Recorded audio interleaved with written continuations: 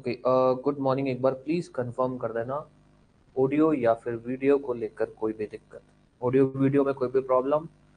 अगर कोई प्रॉब्लम नहीं है तो फिर अपने क्लास चालू करते हैं। ऑडियो या वीडियो में कोई भी प्रॉब्लम?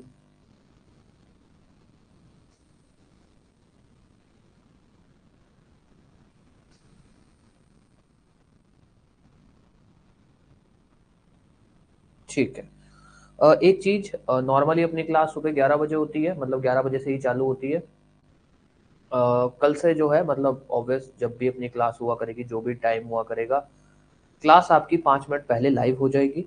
रीजन ये है कि भाई आप में से अगर कोई पहले ज्वाइन करके कोई डाउट्स पूछना चाहता है तो वो ज्वाइन कर पूछ सकता है। और जो हमें एक दो स्टूडेंट्स का फीडबैक आया है कि भाई जैसे हम लोग क्लास लाइव करते हैं तो उनको नोटिफिकेशन या उनके वहां पर लाइव का ऑप्शन 2 या 3 मिनट बाद आता है। ठीक है, तो इसलिए हम क्लास 5 मिनट पहले ही लाइव कर देंगे, ताकि अगर ज्वाइन करने में कोई दिक्कत होगी तो अपने को हो जाएगा। अगर आपके लाइव क्लास का ऑप्शन लेट शो हो रहा होगा तब भी आपके वो आ जाएगा तब तक। और उसके अलावा अगर आपको कोई भी डाउट्स हो, कुछ भी आपको पूछना हो, तो भी आप पूछ सकते हो। ठीक है, चलिए भाई अब अपने क्लास चालू करते हैं।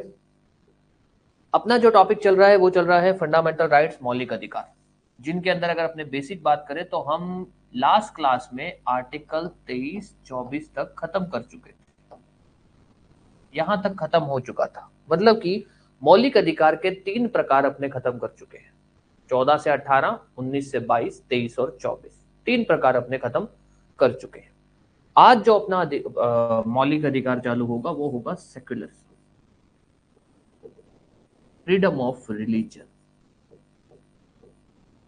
पहले इस पे बेसिक सी एक बात कर लेते हैं। बेसिक बात इसलिए कर लेते हैं क्योंकि जब अपने इसका कॉन्स्टिट्यूशन या संविधान के हिसाब से पढ़ेंगे, तब अगर अपने इसको बीच में घुसा देंगे तो टॉपिक से बाहर निकल जाएंगे अपने। नॉर्मली जो आर्टिकल है आपका 25 से 28,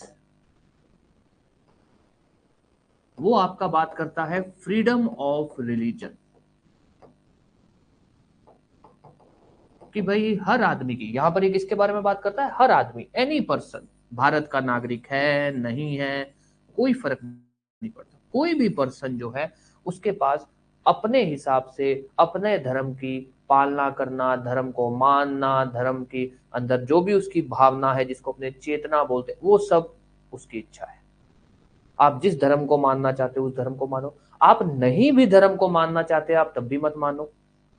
आप अपने धर्म को जिस हिसाब से मानना चाहते हो, जिस हिसाब से उसको एक तरह से कहते हैं कि भाई आप उसको प्रैक्टिस करना चाहते हो, वो आप कर सकते हो। अपने धर्म को जिस हिसाब से आप पब्लिसिटी करना चाहते हो, फैलाना चाहते हो, वो कर लो। ये इसका बेसिक कंसेप्ट था। पर अब दिक्कत ये हुई कि जब इन्होंने ऐसा बोला ना कि यार आपकी इच्छा है, आप अपने धर्म की जैसा धर्म को मानना चाहते हो, जिस धर्म को मानना चाहते हो वो करो, तो कहानी ये सवाल उठने लग गया कि सब कुछ क्या, कुछ भी करें? मेरा धर्म कहता है कि मैं 4 शादियां कर सकता हूं तो कुछ भी करें। मेरे धर्म में बच्चों को लेकर कुछ भी नहीं है कि मैं कितने भी बच्चे कर सकता हूं, कुछ भी कितना करें। फिर बाद में अगर कल को कानून बनाया जाता है कि भाई सपोज, जैसे आप में से कई लोगों को तो पता ही होगा कि भाई अगर किसी के भी 2 बच्चे हैं, सॉरी 2 बच्चे से ज्यादा, मतलब तीसरा बच्चा होता है, तो वो सरकारी नौकरी नहीं लग सकता, गवर्नमेंट जॉब का पेपर नहीं दे सकता वो। फिर वो बोल दे कि क्यों भाई, मेरे धर्म में ऐसा थोड़ी है, आप तो मेरे धर्म के खिलाफ जा रहे हो। तो क्या वो मतलब कुछ भी कर सकता है? ये जो विवाद हुआ ना कि कुछ भी, 25, 26, 27, 28, जब हम इनको पढ़ते हैं तब हमारा सारा ध्यान जाता है कि अरे यार ये बोल क्या रहे हैं, ये तो बोल रहे हैं कि कुछ भी करो। नहीं, अब आज अपने जब पढ़ेंगे तब अब मैं आपको बताऊंगा कि ऐसी लाइनें जहां पर आप लोग बहुत कम ध्यान देते हो, वो यही बोल रही है कि कुछ भी नहीं है। ऐसा नहीं है कि मन आए वो करो, ऐसा नहीं है। यहाँ पर आपके पास अपने धर्म को पालना करने का अधिकार है, आपके पास फ्रीडम ऑफ रिलीजन है, पर कुछ एक कंट्रोल भी है, कुछ एक रेस्ट्रिक्शन भी है। जो स्टेट, राज्य है, मतलब जो भी आपका सेंटर है, स्टेट गवर्नमेंट है, वो कानून बना के लगा सकते हैं, और कुछ एक संविधान में बताई गई है। तो जब भी आपसे पूछा जाए कि भैया सेकुलरिज्म का मतलब क्या है, सेकुलरिज्म जो है उसका मतलब क्या है, तो अगर इन शॉर्ट सेकुलरिज्म का मतलब बोले तो हम ये बोलते हैं कि राज्य का कोई धर्म नहीं है, स्टेट हैज नो, राज्य का कोई धर्म नहीं है, वो सभी धर्मों को एक तरह मानेगा।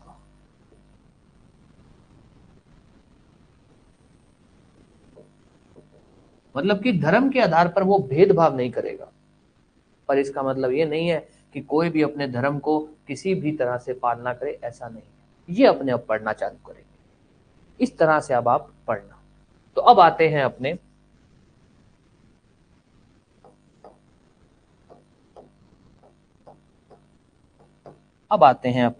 आपके कंसेप्ट, जिसको हम बोलते हैं सेक्युलरिज्म का कॉन्सेप्ट। आर्टिकल 25 से लेकर 28। सबसे पहले अपने इसके अंदर आर्टिकल वाइज बातें पढ़ेंगे, फिर उसके बाद हम ये बातें करेंगे कि भाई प्री में क्या पूछा जा सकता है, मेंस में क्या पूछा जा सकता है, और उसके अलावा मतलब डायरेक्ट के अलावा भी क्या क्या ऐसी बातें हैं जो अपने को ध्यान रखनी है। इतना ही पढ़ना है। तो सबसे पहले आते हैं, इसका जो पहला आर्टिकल है जो है आर्टिकल 25। आर्टिकल 25 ये जरूर बोलता है कि भाई कोई भी पर्सन, आर्टिकल 25 की हेडिंग कुछ ऐसी सी है, फ्रीडम ऑफ एनी पर्सन, कोई भी पर्सन जो है उसके पास ये अधिकार है, फ्रीडम ऑफ कॉन्साइंस। अभी मैं लिख दूंगा पूरा हिंदी में भी, freedom of conscience, freedom of profess, practice, propagate religion. Conscience का मतलब है कि जो इंसान, कोई भी इंसान हो, भारत का नागरिक नहीं है कोई फर्क नहीं पड़ता, कोई भी पर्सन है जो इंडिया के अंदर मतलब जहां जहां हमारा संविधान लगता है, वो जिस धर्म को मानना चाहता है उस धर्म को मानिए। जिस धर्म में आपकी चेतना, जिस धर्म में आपकी भावना है, आप उस धर्म को मानिए, कोई नहीं रोक सकता। आपको कोई ये नहीं बोल सकता कि अरे यार तुम तो हिंदू परिवार में पैदा हुए हो, तुम दूसरे धर्म को क्यों मान रहे हो, तुम हिंदू में पैदा हो तुम बौद्ध धर्म को क्यों मान रहे हो, तुम बौद्ध धर्म में पैदा हुए तुम हिंदू को क्यों, ऐसा कुछ नहीं। उसके अलावा आपके पास ये अधिकार है कि आप अपने धर्म को, जिसको आप बोलते हैं एक तरह से इसके अंदर अपने प्रोफेस को अपने बोल सकते हैं कि प्रोफेस और प्रोपोगेट मोटा मोटी सेम से बनते हैं। प्रोपोगेट का मतलब होता है कि आप अपने धर्म को स्प्रेड जो करना चाहते हो, उसको जो पब्लिसाइज करना चाहते हो वो। प्रोफेस के अंदर अपने ये बोल देते हैं कि आप अपने धर्म को जिस तरह से बताना चाहते हो, ये बोल सकते हो। धर्म आपका कैसा है, जिस तरह से आप उसको समझना चाहते हो वैसे समझो, जिस तरह से आप उसको मंदिर जाना है नहीं जाना है, जैसा आप करना चाहते हो वो करिए। उसके अलावा प्रैक्टिस, इसका हिंदी का टर्म ही बता देता हूं मैं आपको, इसका हिंदी का टर्म क्या है।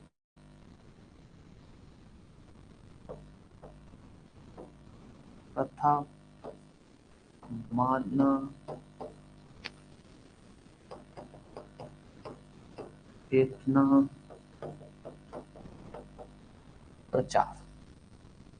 कोई भी पर्सन, चाहे वो भारत का नागरिक है चाहे भारत का नागरिक नहीं है, वो जिस धर्म के अंदर उसकी आस्था बैठती है, जिस भी धर्म के अंदर उसकी आस्था बैठती है, उस धर्म को वो जैसे मानना चाहता है, मंदिर जाना चाहता है जाए, नहीं जाना चाहता ना जाए। प्रैक्टिस कि भाई वो धर्म की जो भी, नहीं धर्म के अंदर जो भी चीजें होती है उसको वो जिस हिसाब से करना चाहता है वैसे करे। धर्म का प्रचार करना चाहता है तो वो भी वो कर सकता है, जिसके अंदर अपने बोलते हैं कि आर्टिकल 25 आपको 4 अधिकार देता है, freedom of conscience, profess, practice और प्रोपोगेट रिलीजन, 4 अधिकार देता है। अब यहीं से कहानी आगे चलती है। क्या ये अधिकार एब्सोल्यूट हैं, जैसा चाहो वैसा करो? नहीं जी, ऐसा नहीं है। आर्टिकल 25 ही आपको ये बोलता है कि ये अधिकार जरूर है आपके पास, पर fundamental right, public order, health, morality, ये क्या है साहब? आप अपने धर्म के प्रचार के अंदर किसी दूसरे का मौलिक अधिकार नहीं हनन कर सकते, कोई भी। आप अपने धर्म के नाम पर ऐसा नहीं है कि किसी को भी कुछ भी गाली दे दोगे, किसी भी दूसरे धर्म को नीचा दिखा दोगे, ये नहीं कर सकते। आप अपने धर्म के प्रचार में पब्लिक ऑर्डर मतलब मान लीजिए कहीं पर हिंदू और मुस्लिमों के बीच में तनाव चल रहा है, वहां पर सरकार बोल देती है कि यार इस बार आप लोग जो दोनों लोग हो या कोई भी एक पार्टी है उसको बोल देते कि यार इस बार आप लोग अपना जो भी त्योहार आ रहा है उसको मत मनाओ, मतलब अपने घर में मना लो, सड़क पे मत मनाओ। वो क्या, क्यों जी, हमारा हमारा धर्म है, हम कैसे भी मनाएं? नहीं साहब, अगर आपके धर्म को मनाने से आपके धर्म के किसी भी प्रचार के अंदर किसी भी तरह से आम लोग को नुकसान हो सकता है, पब्लिक ऑर्डर डिस्टर्ब हो सकता है, पीसफुल एनवायरनमेंट आपको रोका जा सकता है। तीसरा, हेल्थ। हेल्थ क्या है साहब? आप अपने धर्म को मनाने के लिए किसी को और को नुकसान पहुंचा रहे हो या इवन खुद को भी नुकसान पहुंचा रहे हो, वो भी है। जल्लीकट्टू का नाम सुना है किसी ने? जल्लीकट्टू प्रथा, जल्लीकट्टू प्रथा पता है किसी को? किसी को भी? जल्लीकट्टू प्रथा क्या थी, क्या था, ये क्या हुआ था इसमें?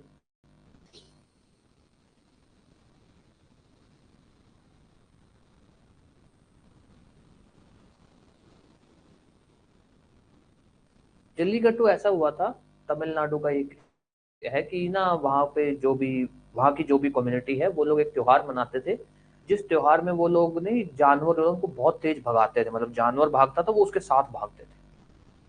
तो उसमें होता ये था कि क्योंकि वो जानवरों का था तो वो जानवर को मतलब इतनी हार्ड ट्रेनिंग, जानवरों को ऐसे इंजेक्शन या ये ताकि उनमें इतनी ताकत आ जाए वो इतना तेज भागे, तो उसकी वजह से होता क्या था, क्योंकि जानवर बहुत तेज भागते थे तो उनका वो क्या कह सकते हैं अपने, वही हार्ट बीट जिसको अपने बोल सकते हैं, या उनके मरने, कई जानवर ऐसे मर भी जाते थे इसी वजह से कि वो उनको इतना तेज भगाया जाता था, इतना ज्यादा उनको एग्रेसिव किया जाता था कि वो उनको हार्ट अटैक बोल दो या वो सब, उनका हार्ट फेलियर हो जाता था। वो उनके वहां पर क्या था, काफी पुरानी प्रथा थी, लगभग 100-150 साल पुरानी प्रथा थी। अब सरकार ने उसको बंद कर दिया। जब सरकार ने बंद किया तो वो कहते भाई ये हमारी प्रथा है, हमारा धर्म है, हम इसको कैसे भी मनाएं। सरकार ने कहा नहीं, हम इस पे एक डिटेल में बात भी करेंगे कि नहीं। अब वो कैसे सरकार ने बोला, हेल्थ। सुप्रीम कोर्ट ने क्या बोला कि भैया आप अपने धर्म को मानने के लिए किसी दूसरे को नुकसान नहीं पहुंचा सकते हो, हेल्थ। उसके बाद मोरालिटी। मोरालिटी मतलब कि भाई ऑब्वियस, सामाजिक सिद्धांत जो है उसके खिलाफ नहीं जा सकते हो। अगर आज आपके समाज में ऐसा सिद्धांत आ जाता है, फॉर एग्जाम्पल कि भाई जानवर को नहीं काटा जाएगा, हालांकि अभी इतना हम लोग रिजिड मतलब इतने अभी सख्त नहीं हुए इस चीजों के खिलाफ, बट सपोज ऐसा आ जाए कि यार जानवर को नहीं काटा जाए, चाहे किसी भी तरह का जानवर हो, मुर्गा बकरा कुछ भी हो जाए, नहीं काटा जाए। सिद्धांत हो गया कि नहीं यार ये अच्छी चीज नहीं है। जैसे नहीं माँ बाप को गाली देना अच्छी चीज, वैसी मोरालिटी के ग्राउंड पे है कि नहीं यार जो ऐसा करेगा वो गलत है। वहां पर सरकार बोल देगी कि भैया, सरकार बोल देगी या सुप्रीम कोर्ट बोल देगी कि भैया अब आप जानवर नहीं काट सकते। कोई भी ऐसा धर्म है, मान लो कहीं पर किसी के बलि दी जाती है वो, और वो बोलते नहीं हम तो दे सकते हैं, नहीं सर आप नहीं दे सकते हो। तो दोबारा आते हैं, आर्टिकल 25 आपका जो फ्रीडम ऑफ रिलीजन की बात करता है वो आपको ये 4 अधिकार देता है, और वो किसको देता है, हर पर्सन को देता है। पर ये 4 अधिकार आपके एब्सोल्यूट अधिकार नहीं है। ये 4 अधिकार के ऊपर इन 4 ग्राउंड्स पे रेस्ट्रिक्शन लग सकती है, ऑन ग्राउंड्स ऑफ फंडा। अब रेस्ट्रिक्शन का मतलब क्या है, या तो इस पर कानून बनाया जा सकता है कि भैया तुम इस चीज से ऐसे नहीं कर सकते हो, ये नहीं कर सकते हो, या फिर कानून सरकार कोई भी ऑर्डर आदेश कुछ भी कर सकते, तो सब कुछ आता है, ठीक है, लॉ के अंदर सब कुछ आ जाता है। अब दूसरा क्या है, ये तो था पहला जो आपसे प्री में पूछा भी जाता है कि भैया जो आर्टिकल 25 है जो फंडामेंटल फ्रीडम ऑफ रिलीजन या ये सब है, इसके ऊपर रेस्ट्रिक्शंस किन किन ग्राउंड में हो सकते हैं, इन ग्राउंड्स में। अब आ जाओ दूसरा, ये दूसरा क्या है, दूसरा पार्ट है कि जो आपका है 25(2), जो बोलता है कि स्टेट राज्य कानून बना सकता है और उस कानून को बना के वो कंट्रोल कर सकता है किन चीजों को, जो भी धर्म है या जो भी रिलीजियस डिनोमिनेशन है, जो धार्मिक संस्थाएं बोल दो, धार्मिक ग्रुप बोल दो, धार्मिक जो भी एक कम्युनिटी होती है वो बोल दो, उनकी पॉलिटिकल एक्टिविटी, उनकी फाइनेंशियल एक्टिविटी, उनकी आप बोल सकते हो कि भाई इकोनॉमिक, हालांकि सेम ही है कोई फर्क नहीं पड़ता, इकोनॉमिक एक्टिविटी। उसके बाद सोशल वेलफेयर को देखते हुए कि सामाजिक स्तर पे क्या चीजें और हैं जिसको लेकर कानून बनाया जा सकता है, ध्यान देना। सॉरी, पहला तो हमने ये पढ़ा कि भाई इन इन ग्राउंड्स पे बनाए जा सकते हैं। ये ग्राउंड्स क्या है, मोटा मोटी ये ग्राउंड्स है, इनको देखते हुए कानून बनाया जा सकता है। मान लो आज सरकार को लगता है कि यार फलाना कोई धर्म के अंदर कुछ ऐसी चीज है जो मोरालिटी के ग्राउंड पे, मतलब सामाजिक स्तर पे सही नहीं है, बंद कर दो। कुछ ऐसी चीज है जो किसी को नुकसान पहुंचा रही है, बंद कर दो। उसी तरह से एक और बोला गया 25(2) जो बोलता है कि जो राज्य है, जो स्टेट है, वो कानून बना सकता है। वो कानून बना के जो आपका, जो आप बोल रहे हो ना धार्मिक आपका फ्रीडम है, वो आपका एक कानून बना के उस फ्रीडम से रिलेटेड जो भी कोई धार्मिक संस्थाएं हैं, धार्मिक ग्रुप है, उनकी पॉलिटिकल एक्टिविटी को लेकर कि भैया फॉर एग्जाम्पल आज कानून बना दिया जाता है कि आप धर्म के नाम पर जाति के आधार पर वोट नहीं मांगोगे। वो बोलते हैं अच्छा क्यों, हमारी मर्जी, हम हमारी जाति बता सकते हैं। तो कहते नहीं भैया, तुम जाति धर्म के लिए बता सकते हो, अपनी जाति को और राजनीति को कनेक्ट नहीं करोगे। उसके अलावा आज सरकार कानून बना दे कि जितने भी मंदिर हैं, उन मंदिरों को जो भी उनके पास चंदा आता है उसकी डिटेल देनी पड़ेगी। बोलते नहीं, हम तो नहीं देंगे। फाइनेंशियल एक्टिविटी आपकी, उसको लेकर बनाया जा सकता है। उसके अलावा सामाजिक स्तर पर कोई भी ऐसी चीज जिसको समाज के सुधार के लिए, समाज को देखते हुए बनाने की जरूरत है, वहां पर आप ये नहीं बोल सकते हो कि अरे यार हमारा तो धर्म है, हमारे धर्म में आप कैसे कैसे इंटरफेयर कर रहे हो। नहीं सर, ऐसा नहीं है। सामाजिक सुधार के लिए या समाज की सुरक्षा के लिए, समाज की भलाई के लिए आपके धर्म के अंदर इंटरफेयर किया जा सकता है। अब आते हैं मुद्दे पे। आपको इसमें कितना पढ़ना है अभी तक? आपको सिर्फ ये पढ़ना है कि आर्टिकल 25 आपको क्या क्या अधिकार देता है। 4 अधिकार देता है। कौन से किसको देता है? क्या ये अधिकार एब्सोल्यूट है? नहीं साहब, एब्सोल्यूट नहीं है। इनके ऊपर कंट्रोल किया जा सकता है। 2 चीजें हैं। पहला, इन ग्राउंड्स पे कंट्रोल किया जा सकता है। दूसरा, जो राज्य है, जो स्टेट है, जिसके अंदर सब कुछ आता है, जुडिशरी, पार्लियामेंट, स्टेट लेजिस्लेचर, सब कुछ, वो लोग कानून बना के इस चीज पे कंट्रोल कर सकते हैं। ये है आपका आर्टिकल 25। अब ये मैंने आपको इतना डिटेल में क्यों बताया? एक क्वेश्चन आता है, एक बार 2 मिनट अपने इसको रोक देते हैं ना भाई। कई बार इंटरव्यू में पूछा गया है कि साहब यूनिफॉर्म, कई बार अभी हम लोग इंटरव्यू की तैयारी कर रहे हैं, हम भी पूछ रहे हैं बच्चों से कि भाई यूनिफॉर्म सिविल कोड आपको पता है? वो कहते हैं हाँ सर पता है। यूनिफॉर्म सिविल कोड मतलब ये है कि सभी के लिए एक कानून बनेगा, ये जो पर्सनल लॉ है उनको खत्म किया जाए और सभी के लिए एक कानून बनाया जाए। फिर हम ये पूछते हैं कि अच्छा ये बताओ, जो आपका यूनिफॉर्म सिविल कोड है वो सेकुलरिज्म के खिलाफ नहीं जाता क्या? आर्टिकल 25 तो ये बोलता है कि हर कोई अपना धर्म अपने हिसाब से मना सकता है, और आप बोल रहे हो कि नहीं जी एक ही कानून होना चाहिए, तो सरकार उसमें इंटरफेयर नहीं कर रही क्या सेकुलरिज्म में? तो बच्चा बोलता है यार कर रही है कि नहीं कर रही। कई तो ठीक ठाक सा जवाब दे देते हैं, पर लगभग लोग नहीं जवाब दे पाते। क्यों? क्योंकि उन्होंने सेकुलरिज्म पढ़ा ही ऐसा होता है कि सेकुलरिज्म मतलब अपना धर्म कैसे भी बनाओ। सर कैसे नहीं बनाओ, ये है। वहां पर आपको ये बोलना पड़ेगा अगर आपसे इंटरव्यू पूछा जाता है कि क्या सेकुलर, नहीं सर सेकुलरिज्म के खिलाफ नहीं है। सेकुलरिज्म का जो कॉन्सेप्ट है वो एब्सोल्यूट कॉन्सेप्ट नहीं है। उसके ऊपर फलाने फलाने ग्राउंड्स में रेस्ट्रिक्शन लगाई जा सकती है। फिर उसके बाद अभी आपको एक और बात भी बताऊंगा मैं। एक डॉक्ट्रिन है जो सुप्रीम कोर्ट ने शायरा बानो के केस के अंदर, सुप्रीम कोर्ट ने आपके जल्लीकट्टू के, इन सब में बोला कि धर्म जो है, धर्म के अंदर जितनी भी, कोई भी धर्म है, उस धर्म के अंदर जितनी भी प्रैक्टिस हो रही है, जितने भी कार्य हो रहे हैं, सब कुछ वो धर्म के से कनेक्टेड नहीं है। क्या आप ये बोल दो कि भाई हमारा जो धर्म है उस धर्म में 4 शादियां हो रही है तो वो भी हमारे धर्म से कनेक्टेड है? नहीं सर। अगर उसको निकाल दिया जाए, उस पॉइंट को, उस प्रैक्टिस को, तो आपका धर्म तो वैसे का वैसे ही रहेगा ना। आपके धर्म को तो कोई दिक्कत नहीं आएगी ना। ये एक कॉन्सेप्ट है, ये अपने आगे पढ़ेंगे। चलो अब अपने आगे बात करते हैं। आर्टिकल 25, अब आ जाइए आर्टिकल 26। आर्टिकल 25 में इतना ही अपने को पढ़ना है, क्या है, किसको है, क्या क्या ग्राउंड्स पे रेस्ट्रिक्शन लग सकती है। अब आते हैं आर्टिकल 26। आर्टिकल 26 जो है वो ये बोलता है कि जो भी रिलीजियस संस्थाएं हैं, रिलीजियस डिनोमिनेशन है, रिलीजियस डिनोमिनेशन मतलब ग्रुप, अभी अपने इस पे बात कर लेंगे रिलीजियस डिनोमिनेशन क्या होता है। लिख ही देता हूं चलो।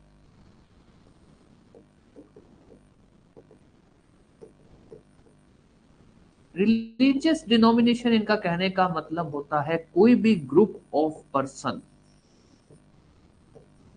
एनी ग्रुप ऑफ पर्सन जिसका एक कॉमन फेथ है, जो किसी भी एक चीज में बिलीव करता है, और कलेक्टिवली, कलेक्टिवली मतलब उसने अपने आप को एक नाम दे रखा है, उसको हम बोल देते हैं रिलीजियस डिनोमिनेशन। अब जैसे हिंदू है, मुस्लिम है, ये तो धर्म है, रिलीजन है।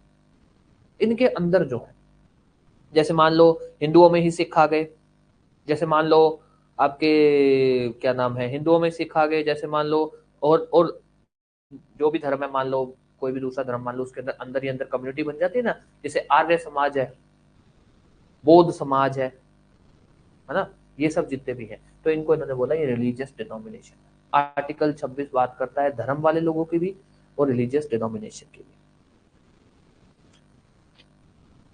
धर्मशाला समझा नहीं मैं, रुचि क्या कह रहे हैं आप? ठीक है, सॉरी, हाँ मैं आपको आर्टिकल 25 में एक चीज बतानी भूल गया। आर्टिकल 25 के अंदर जो दो एक्सप्लेनेशन है, हालांकि इसमें कुछ है नहीं एक्सप्लेनेशन 1 और 2 में, भाई मैं उसमें आपको क्या ही बोलूँ कि क्या है, बस लिखनी है अपने को। जो पूछा जाता है कि भैया जो सिख धर्म में वो लोग जो वियर करते हैं या फिर कैरी करते हैं कृपाण, कृपाण पता है किसी को? बता देता हूँ, आप लोग अगर कभी किसी सिख को देखेंगे जिसके पगड़ी डाली होगी, और जो पक्का सिख जिसको प्योर सिख अपने बोलते थे है नहीं, जिन्होंने नामदान ऐसे, तो उन्होंने एक औजार होगा उनके पास कुछ इस तरह से, कुछ इस तरह का औजार हो, इसको बोलते हैं कृपाण। वो अपने साथ रखते हैं और वो रख सकते हैं। इसको बोला गया ये किस में आता है, उनके प्रोफेस में, प्रैक्टिस में नहीं, प्रोफेस में, उनकी मान्यता में आता है, उनकी मान्यता में आता है, प्रोफेस में।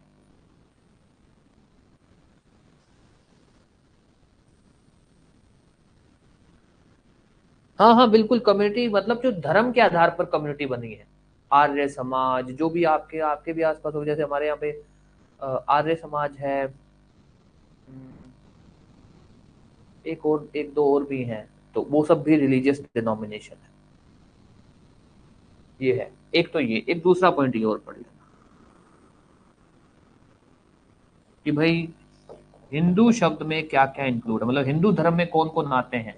तो साहब सिख भी हिंदुओं में माने जाते हैं, जैन भी हिंदुओं में माने जाते हैं, और बुद्धिस्ट भी हिंदुओं में माने जाते हैं। अब इसमें क्या बताऊं मैं भाई, इसमें क्या है क्यों है, सिंपल से इन्होंने लिख रखा है, आपने को पढ़ना है। या आपसे पूछा जाता है कि भैया जो सिख जो है वो जो अपनी कृपाण पहनते हैं वो किसमें किसका पार्ट है, प्रैक्टिस का है, प्रोफेस का है, प्रोफेस का मान्यता का हिस्सा है। हिंदू शब्द में क्या क्या आते हैं, कहाँ बताया गया, इतना है। ठीक है, अब आ जाइए आर्टिकल 26। आर्टिकल 26 बताता है रिलीजियस डिनोमिनेशन, जो भी आपकी रिलीजियस, ये आपने सही शब्द बोला, रिलीजियस कम्युनिटी। हर धर्म के अंदर अलग अलग कम्युनिटी नहीं बन जाती। जैसे मान लो अगर मैं खत्री हूं तो हमारी एक कम्युनिटी है, हमारा अपना ही सिस्टम होगा, चाहे शादी का बोल दो, चाहे धर्म को प्रैक्टिस करने का, हर कुछ का हमारा अपना सिस्टम होगा। वैसे ही मान लो सिखों में ही हमारे मान लो अलग अलग और भी होते हैं, हिंदुओं में भी अलग, तो हर किसी का अपना अपना सिस्टम होता है। उसी के लिए इन्होंने बोला, इन्होंने कहा भी एक तो होता है धार्मिक, पूरा एक बड़ा धर्म का लोग है, और वो सारे अंदर ही अंदर डिवाइड है, क्लासेस में डिवाइड है। तो इन्होंने लिखा ये 26 के अंदर ये बोला कि जितने भी रिलीजियस डिनोमिनेशन जो कम्युनिटीज है उनके पास ये फंडामेंटल राइट है। आर्टिकल 25 ने फंडामेंटल राइट किसको दी, इंडिविजुअल्स को, पर्सन को, कि भैया तुम अपना धर्म कैसे भी मनाओ, वो सब उनको अधिकार दिया। आर्टिकल 26 ने किसको दिया, रिलीजियस कम्युनिटीज को, जो अंदर ही अंदर क्लासेस बनी, उनको कहा कि भैया पहली चीज तो आप लोग अपने इंस्टीट्यूशन सेटअप कर सकते हो, संस्थाएं, आपकी धार्मिक संस्थाएं, आपकी चैरिटेबल संस्थाएं, धार्मिक संस्थाएं और चैरिटेबल संस्थाएं, आप जितने भी आपके जो इंस्टीट्यूशन है उनको। उसके बाद दूसरा, आपके धर्म से रिलेटेड जो भी अफेयर्स हैं रिलेटिंग टू रिलीजन, कि आपके धर्म में क्या होगा, कैसे होगा, वो आप अपने हिसाब से चला सकते हो, आपको कोई नहीं रोकेगा।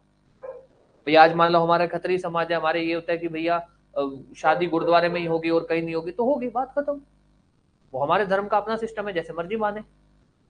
तीसरा, प्रॉपर्टीज वगैरह एक्वायर की जा सकती है, जो धार्मिक जो हमारी संस्थाएं हैं वो प्रॉपर्टी एक्वायर कर सकती है, खरीद सकती है, बेच सकती है, प्रॉपर्टी में सब कुछ, उन प्रॉपर्टी को मैनेज कर सकती है। अब ये क्या बात बोली इन्होंने, देखो आर्टिकल 25 ध्यान देना, अभी तो मैं थोड़ा सा ऐसे तितर बितर करके पढ़ा रहा हूँ आपको, ताकि आपको एक एक चीज समझ आ जाए। जब अपने उसका आंसर लिखें या मैं आपको उसको एक नहीं कंक्लूसिव दूं कि यार आप इतना पढ़ लो, तब आपको उससे ऐसी बातें जो कनेक्टेड है, जो हो सकता है आप नहीं भी पढ़ोगे पर आपसे अगर पूछ ली जाए तो आप बता सको। ठीक है, तो इसलिए मैं आपको थोड़ा टुकड़ों में पढ़ा रहा हूं। आर्टिकल 25 इंडिविजुअल्स के लिए, कोई भी ऐसा इंसान, कोई भी इंडिविजुअल, वो जिस धर्म को मानना चाहता है उस धर्म को माने, जैसा मानना चाहता है वैसे माने, जैसे उसको प्रैक्टिस करना चाहता है, जैसे उसका प्रचार करना चाहता है करे, पर उसमें भी कंट्रोल है। वो किसके ऊपर है? इंडिविजुअल के ऊपर, कि भैया तुम ये नहीं कर सकते हो, तुम वो नहीं कर सकते हो। जो राज्य है कानून बना सकता है। आर्टिकल 26 किन के लिए बनाया गया? धार्मिक संस्थाओं के लिए, जिसको आप रिलीजियस कम्युनिटी कह सकते हो। उनको यह अधिकार दिया गया कि भैया तुम प्रॉपर्टी खरीदो बेचो, मतलब धार्मिक पर्पज से प्रॉपर्टी, जैसे आज आप भी देखते हो भाई आरएस जो भी जितनी भी वो अपनी प्रॉपर्टियां बनाते हैं, खरीदते हैं, ये सब ये करो, कोई दिक्कत नहीं है। आप अपने धर्म का जैसे प्रचार करना चाहते हो वैसे प्रचार करो। आप संस्थाएं बनाना चाहते हो आपके धर्म की, कि भाई ये हमारा संस्था होगा जहां पर हम लोग हर संडे मिला करेंगे और ज्ञान दिया करेंगे। ये हमारे धर्म या धार्मिक कम्युनिटी की स्कूल्स होंगे, जो बनाते हैं उनकी बात कर रहा हूँ। ये आप प्रॉपर्टी खरीदना चाहते हो, प्रॉपर्टी बेचना चाहते हो, उस प्रॉपर्टी को जैसे मैनेज करना चाहते हो वैसे, हम आपके बीच में इंटरफेयर नहीं करेंगे। पर क्या ये भी एब्सोल्यूट है? नहीं सर, ये एब्सोल्यूट नहीं है। इसमें भी कंट्रोल है, पर इसमें किन किन ग्राउंड्स पे कंट्रोल है? पब्लिक ऑर्डर, हेल्थ और मोरालिटी। इसमें पार्ट 3 को नहीं रखा गया। हालांकि कोई फर्क नहीं पड़ेगा। रीजन, जब आप आर्टिकल 25 में लिख चुके हो कि पार्ट 3 के ऊपर कंट्रोल किया जा सकता है, तो पार्ट 3 तो सभी फंडामेंटल राइट तो सभी जगह आ जाएगी। बस इन्होंने लिखा नहीं हुआ, तो अपने को ध्यान रखना है जब भी अपने से पूछा जाए कि आर्टिकल 26 में जो मौलिक अधिकार हैं उनको किन ग्राउंड्स पे कंट्रोल किया जा सकता है। साहब ये 3 ग्राउंड है। सामाजिक स्तर पे, किसी दूसरे की या खुद की हेल्थ के ग्राउंड पे, मोरालिटी के ग्राउंड पे, इन तीनों के ऊपर कंट्रोल किया जा सकता है। इसमें लिखा भले ही नहीं हुआ fundamental right, but fundamental right एक ऐसी चीज है जिसको आप बाहर नहीं निकाल सकते हो। बट क्योंकि लिखा नहीं हुआ, आपसे प्री में पूछा जाए तो आपको ध्यान रखना है। अब आते हैं दोबारा इस मुद्दे के ऊपर। अब इसको अपने सारे को एक बार जोड़ते हैं, क्योंकि जो 27 है आपका और जो 28 है उसमें कुछ इतना खास है नहीं, वो मैं आपको मोटा मोटी बता दूंगा। अब आते हैं मुद्दे के ऊपर कुछ केस लॉस के साथ। आर्टिकल 25 किसके लिए है? इंडिविजुअल्स के लिए, वो लोग जो इंडिया में रह रहे हैं, एनी पर्सन, उसके लिए। आर्टिकल 25 कहता है कि भैया तुम्हारे पास 4 अधिकार है। कॉन्साइंस, प्रोफेस, प्रैक्टिस, प्रोपोगेट, ये तुम्हारे 4 अधिकार है। क्या इनको कंट्रोल किया जा सकता है? बिल्कुल कंट्रोल किया जा सकता है। पब्लिक ऑर्डर, हेल्थ, मोरालिटी और फंडामेंटल राइट, जिसको हम बोलते हैं पार्ट 3। उसके अलावा स्टेट जो है कानून बना के कंट्रोल कर सकता है किन किन मुद्दों को, इनके जो इकोनॉमिक, फाइनेंशियल, ये सब। उसके अलावा आर्टिकल 25 में हमको ध्यान रखना है कि जो कृपाण को लेकर है, कि जो सिख कृपाण पहनते हैं वो किसका पार्ट बनेगा? प्रोफेस का, नॉट प्रैक्टिस का, प्रोफेस का। उसके बाद हिंदू शब्द में कौन कौन आते हैं, इससे कोई लेना देना नहीं है, इससे कोई लेना देना नहीं है। कहानी सारी बनती है यहाँ पर। जो हमको ये बोलता है कि भैया सेकुलरिज्म का जो कॉन्सेप्ट है, सेकुलरिज्म का मतलब क्या है, पहले तो ये यहाँ पर सेकुलरिज्म का मतलब नहीं बताया इन्होंने। जो सेकुलरिज्म का जो कॉन्सेप्ट है, जो एक्चुअली में क्या है सेकुलरिज्म का मतलब,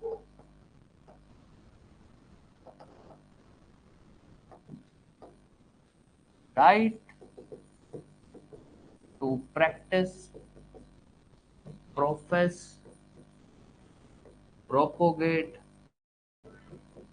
वंस ऑन रिलीजन। मतलब आप अपने धर्म को जैसे मानना चाहते हो वैसे मानिए। ये है सेकुलरिज्म का कॉन्सेप्ट। सेकुलरिज्म ये कहता है कि जो राज्य होगा, जो स्टेट होगा, उसका कोई कानून नहीं होगा। राज्य का खुद का कोई कानून नहीं होगा। राज्य बोल दे हम तो हिंदू हैं, हम तो नहीं साहब, आप कुछ नहीं हो। लोग हैं जो हैं, आप कुछ नहीं हो, आपका कोई धर्म नहीं हो। आप सभी धर्म को इक्वली ट्रीट करोगे। आप धर्म के नाम पर कोई डिस्क्रिमिनेशन नहीं करोगे। वो बात अलग है, ऐसा कुछ होता नहीं है, बट किताबों में यही लिखा है कि धर्म के आधार पे डिस्क्रिमिनेशन नहीं। ये है सेकुलरिज्म। ये कंसेप्ट आर्टिकल 25 में लिखा लिखा बिल्कुल इन्होंने कहा कि कोई भी आदमी अपना कैसे भी धर्म मनाए पर उसको कंट्रोल किया जा सकता है, क्योंकि राज्य का तो कोई धर्म नहीं है ना। राज्य किसी को ऐसा नहीं है कि ये बोल रहा है कि भैया तू अपना धर्म कैसे भी मना, चाहे दूसरे का नुकसान हो। नहीं, राज्य कह रहा है कि नहीं, अपना धर्म अपने हिसाब से मनाओ पर किसी दूसरे का नुकसान नहीं करोगे। तो आर्टिकल 25, 26, 27, 28 में सेकुलरिज्म का कंसेप्ट डाला गया, कुछ गलत नहीं है। आर्टिकल 25 जिस हिसाब से फ्रेम किया गया उसमें करा गया कि भैया आपके पास अपना धर्म है, उसको कैसे भी मनाओ पर इंटरफेयर नहीं करोगे, दूसरे को नुकसान नहीं पहुंचाओगे। यही बात 25 में लिखी, यही बात 26 में लिखी। उसके बाद कौन सा केस लॉ है जिसमें सेकुलरिज्म को बेसिक फीचर बोला गया?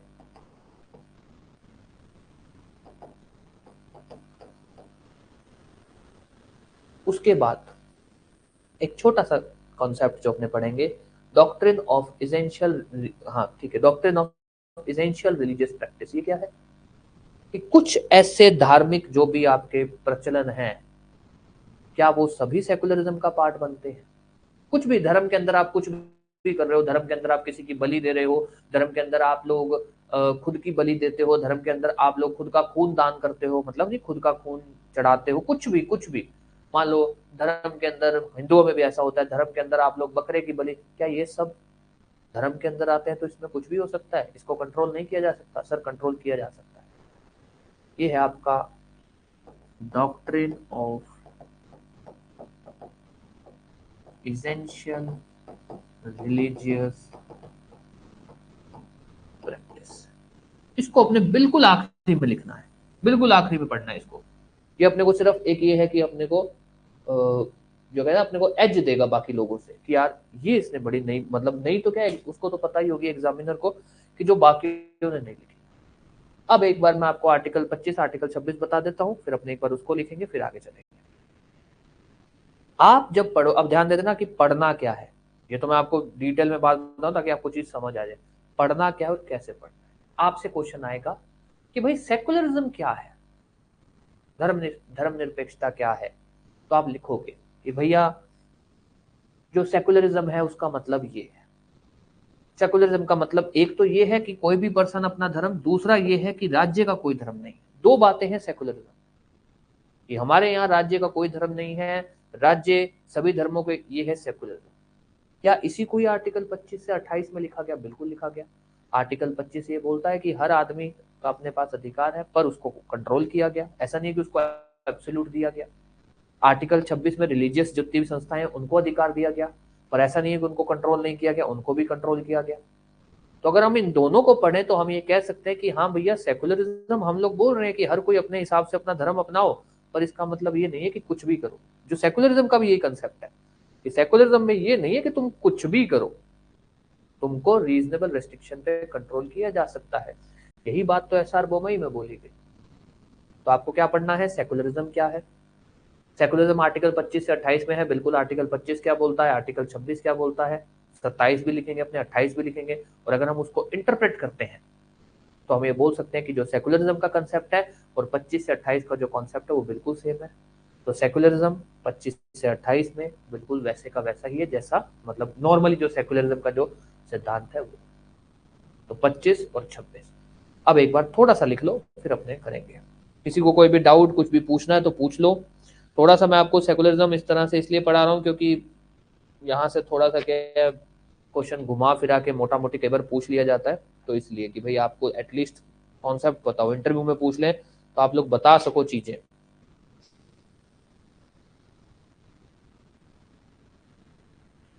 लिखवा दूं?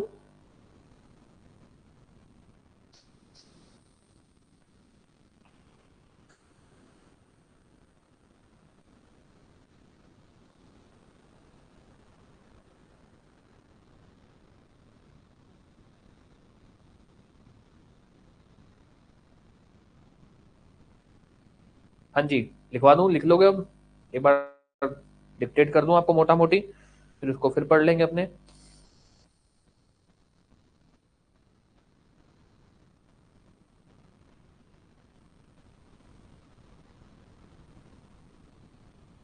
यस, डिक्टेट कर दूं क्या?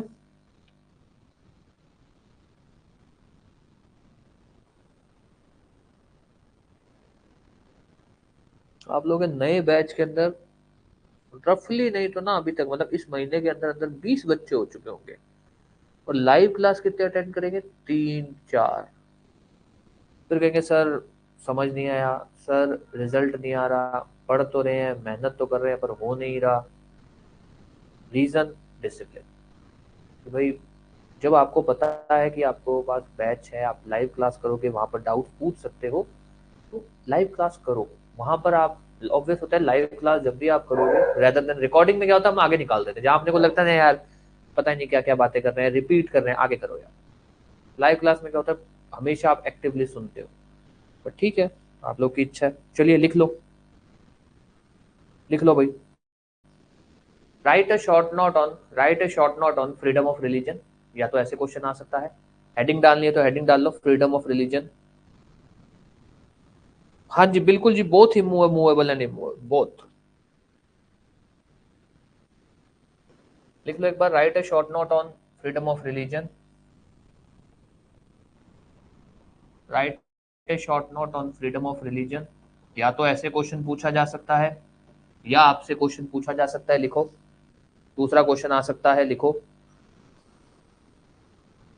Define secularism. सेक्युलरिज्म या धर्मनिरपेक्षता क्या है वो बताओ। Define secularism full stop. Whether it is a fundamental right under constitution. क्या ये मौलिक अधिकार है अंडर कॉन्स्टिट्यूशन ऑफ इंडिया? ऐसे पूछ मतलब कैसे वो घुमा के पूछ सकता है। तो सेकुलरिज्म को लेकर वो कैसे भी घुमा के पूछे, एक मैं आपको लाइन भी लिखवा दूंगा जो बहुत प्रचलन है एमपी जुडिशरी में, उसको एज इट इज पूछा गया था। एक लाइन है, एक कोट है कि भाई जो राज्य है वो ना तो एंटी गॉड है ना ही प्रो गॉड है, मतलब ना तो राज्य भगवान के खिलाफ है ना ही भगवान के साथ है। तो वो ऑब्वियस है ये बात, वो अपने भी वो भी लिख देंगे। पहले एक बार इतना लिख लो, डिफाइन सेकुलरिज्म, क्या ये मौलिक अधिकार में है? अब इसमें लिखो the term secularism, the term secularism which was added into preamble में आया था ये 42nd कॉन्स्टिट्यूशनल, इसमें लिखो the term secularism which was added into preamble by 42nd constitutional amendment act 1976। जो आपका क्या है धर्मनिरपेक्षता जो किसमें उद्देशिका में 42वें संविधान संशोधन से जो जोड़ी गई थी, उसका मतलब the term secularism added into the preamble of Constitution of India by 42nd Constitutional Amendment Act 1976 means, इसका मतलब ये है सेकुलरिज्म मीन्स स्टेट नहीं means every person shall have the right, every person shall have the right to practice, profess, propagate, every person shall have the right to practice, profess, propagate his religion, full stop। State shall not have any religion, राज्य का कोई धर्म नहीं होगा। State shall not have any religion, state shall treat all the religions equally, state shall treat all the religions equally, full stop. State shall not discriminate against any person on ground of religion, ना ही धर्म के आधार पर भेदभाव करेगा। राज्य का खुद का कोई धर्म नहीं होगा, राज्य के लिए सभी धर्म एक जैसे होंगे, फुल स्टॉप। अब उसके बाद लिखिए Article 25 to 28 of Constitution of India, Article 25 to 28 of Constitution of India provides for freedom of religion and secularism. Article 25 to 28 of Constitution of India provides for freedom of religion and secularism, धर्मनिरपेक्षता और आपके मौलिक अधिकार, धर्म को लेकर आपका जो मौलिक अधिकार है वो। हाँ बिल्कुल। दोबारा बोलूं कहां तक लिख लिया बता दो, मैं बोल देता हूं दोबारा।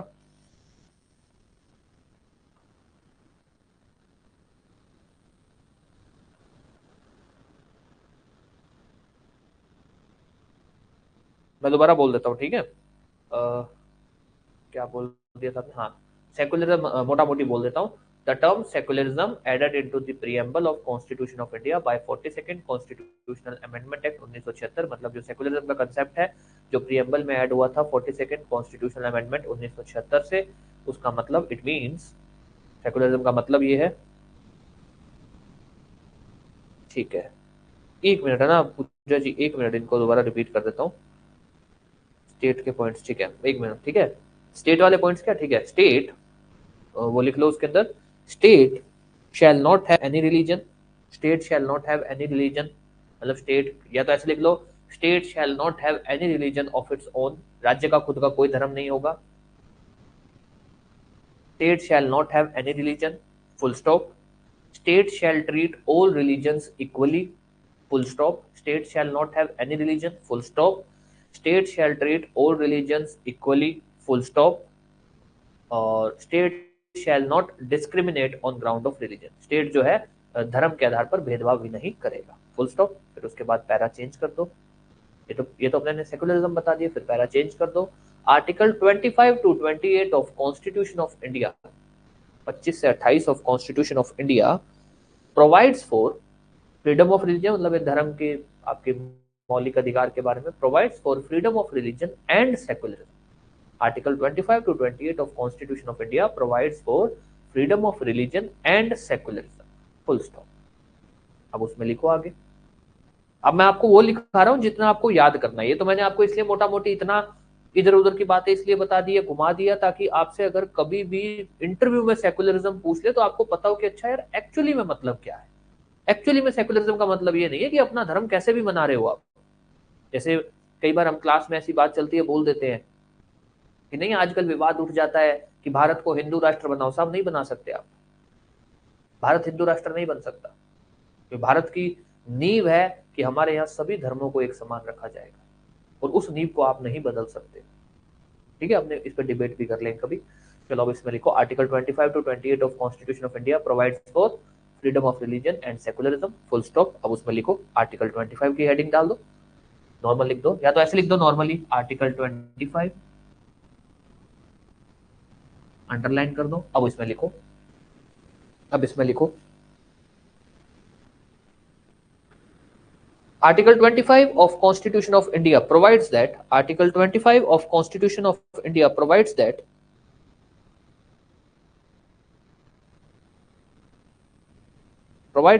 any person, मैं बेरक से थोड़ा बाहर होके बता रहा हूँ आपको, मतलब लैंग्वेज, क्योंकि उतनी एज इट इज नहीं याद करनी होती है, हम लिख सके इतना पढ़ना होता है।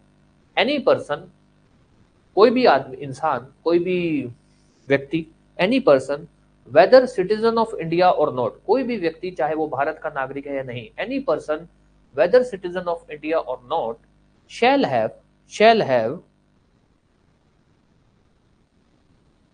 freedom of conscience, freedom of conscience, freedom of profess, freedom of practice, and freedom to propagate his religion. Any person, whether citizen of India, shall have freedom of conscience, freedom of profess, freedom to practice, profess, and propagate his religion. Full stop.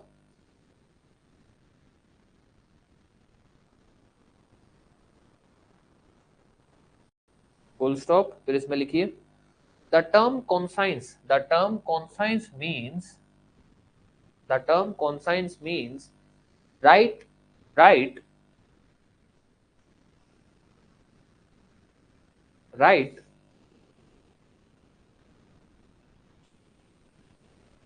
to have relationship with God in the manner he likes. Right to have relationship with God in the manner the person likes. Conscience. Profess means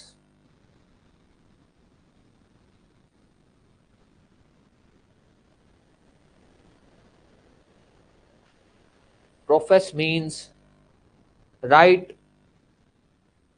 to have its own belief and faith. आप अपना जैसा धर्म मानना चाहते हैं, जैसी मान्यता रखना चाहते हैं वैसे रखिए। Right to have its own belief and faith. Right to practice means, right to practice means right, yeah, freedom. Right to practice means freedom to perform, freedom to perform religious practice in manner the person likes. Right to conscience, right to conscience means right to have relationship with God, या right to ठीक है लिख सकते, right to have relationship with God in the manner the person likes. Profess means right to have, या freedom of belief या freedom of one's own belief, जैसा आप मानना चाहते हो वैसा मानो। Freedom of practice means right to act, या फिर अपने धर्म के अंदर जो भी आप कार्य करना चाहते हो, जैसे करना चाहते हो वैसे कर लीजिए। Right to practice means freedom to perform religious practice. Right to propagate means freedom to publicise, या फ्रीडम प्रचार करना, फ्रीडम टू पब्लिसाइज रिलीजन। ये लिखना मत। ये पता है क्या, ये मैंने आपको पता है क्यों बता दी, कि अगर वो कभी यही बोल देना कि यार आर्टिकल 25 लिखो सिर्फ, तब वहां ये लिख। अगर वो ये बोल रहा ना सेकुलरिज्म लिखो, आर्टिकल 25 से 28 सारा कंप्लीट पूरे, तब चाहे मत लिखना, इम्पोर्टेंट कोई फर्क नहीं पड़ेगा। पर अगर वो बोल रहा है आर्टिकल 25, तब ये लिखना पड़ेगा। ठीक है, अब हमने इसमें आर्टिकल 25, अब इसमें लिखो, अब इसमें लिखो फुल स्टॉप के बाद। ठीक है, दी, क्या ये, हाँ, the fundamental right under article 25 is available to any person, with in territory of India, कोई भी पर्सन जो भारत के टेरिटरी में है, any person within territory of India, and it is not absolute in nature, and it is not absolute in nature, इसके, या फिर ऐसे सिंपल भी लिख सकते हो, and it has following exceptions या रेस्ट्रिक्शंस, या ऐसे भी, and it is not absolute in nature, full stop, full stop, फिर उसके बाद लिखिए the right the right can be the right can be controlled and restricted on ground of public order, health, morality and part 3, किन चार grounds पे, the right can be restricted on या controlled on ground of public order, health, morality, part 3 of constitution of India, ये तो एक restriction हो गया। उसके बाद लिखो number 2, state state state by law can control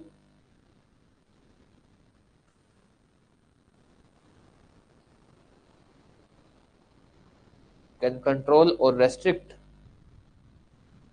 the political और फाइनेंशियल और economic activities of any religion or religious denomination। पहले दोबारा बोल देता हूं कि right is available to any person within territory, it is not absolute in nature. उसमें लिख लो जो right guaranteed under article 25 can be controlled और restricted on grounds of this. फिर उसके बाद ये लिख सकते हो दूसरा, स्टेट बाय लॉ जो है can control political, financial, economic activities, ये सब। या फिर state by law can control the right under state can control this fundamental right under article 25 on ground of social welfare, on ground of social welfare।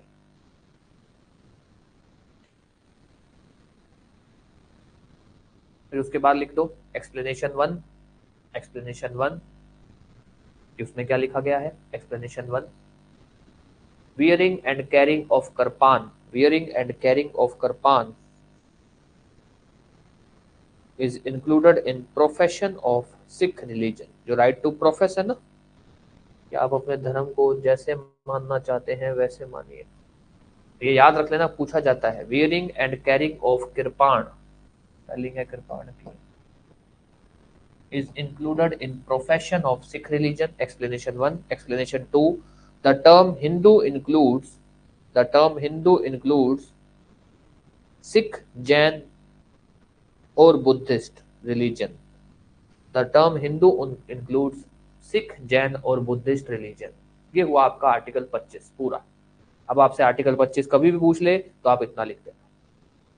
Case law है, case law मैं आपको भी बता दूंगा, ठीक है, वो तो आप सब जगह लिख देना चाहिए। फिर उसमें लिखिए अगला दूसरा आर्टिकल, आर्टिकल 26, आर्टिकल 26 इसमें लिखिए आर्टिकल 26, इसमें लिखना है तो लिख सकते हो। फ्रीडम टू हेडिंग डालनी है तो डाल दो, फ्रीडम टू मैनेज रिलीजन मत लिखो, चाहे हेडिंग छोड़ दो। आर्टिकल 26 इसमें लिखो article 26, every religious denomination,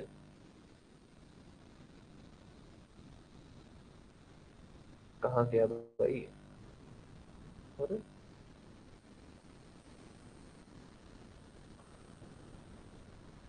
every religious denomination, जो भी धार्मिक संस्थाएं हैं, धार्मिक कम्युनिटी है, ठीक है, रिलीजियस डिनोमिनेशन और any section of release, section मतलब जो धर्म के जो कोई भी आगे के आगे जो भी क्लासेस बनती हैं, shall have following rights, shall have following rights. Number one, right to establish and maintain, right to establish and maintain religious institutions or charitable, right to establish and maintain religious institutions and charitable institutions.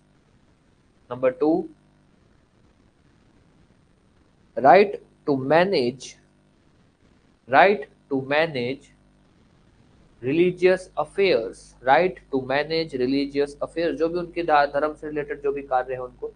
Number three, right to own and acquire, मतलब obvious एक ही बात है, सीधा लिख सकते हो, right to acquire movable and immovable properties, right to acquire movable and immovable properties. Number four, right to manage or administer such properties, right to manage or administer such properties। दोबारा बोल देता हूं कि जो रिलीजियस डिनोमिनेशन या section है उनके पास फॉलोइंग राइट्स है। Number one, right to establish religious institution and charitable institution, right to manage religious affairs, right to own या फिर right to acquire movable immovable property. Number four, right to manage such properties. Article 26, अब इसमें लिखो, इसमें भी लिख देना, the right is not absolute in nature and it can be restricted on following grounds। ये जो है एब्सोल्यूट नहीं है, and it can be restricted on following grounds. Number one, public, सीधा number one public order, number two health, number three is morality. Number one public order, number two is health, number three is morality.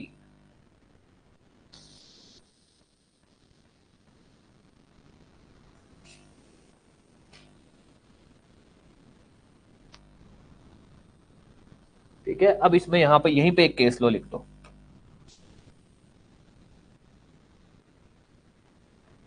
In S P Mittal versus Union of India AIR 1983, इसमें बताया गया था कि religious denomination क्या है, तो लिखो, in S P Mittal versus Union of India AIR 1983, AIR 1983,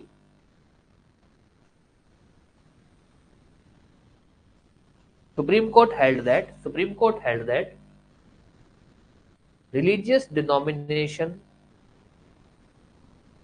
shall have following features, या फिर किसी भी चीज को रिलीजियस डिनोमिनेशन या सेक्शन बोलने के लिए उसके अंदर कुछ एक चीजें होनी चाहिए। Number one, it shall be a collection of individual, मतलब एक ग्रुप होना चाहिए, it shall be a collection of individuals. Number one.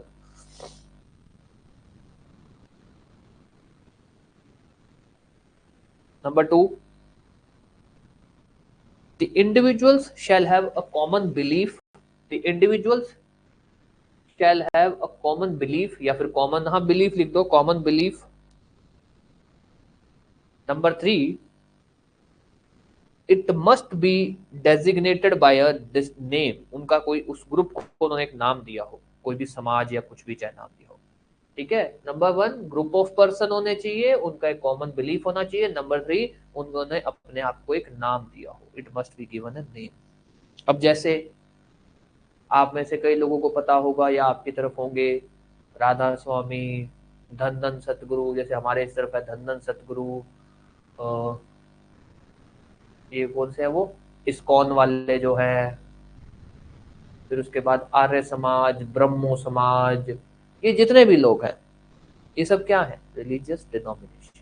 Religious denomination मतलब एक पार्ट है रिलीजन का, एक ग्रुप है जो किसी एक धर्म को मानता है, जिसका एक फेथ है, तो इनके पास भी अधिकार है। जैसे अपने आर्टिकल 25 में इंडिविजुअल्स के पास अधिकार है ना, इनके पास आर्टिकल 26 के अधिकार है। कोई भी डाउट कुछ भी किसी भी तरह का अभी तक? बहुत ज्यादा केस लॉ नहीं लिखेंगे अपने इसके अंदर, सेकुलरिज्म में ज्यादा नहीं लिखने की जरूरत।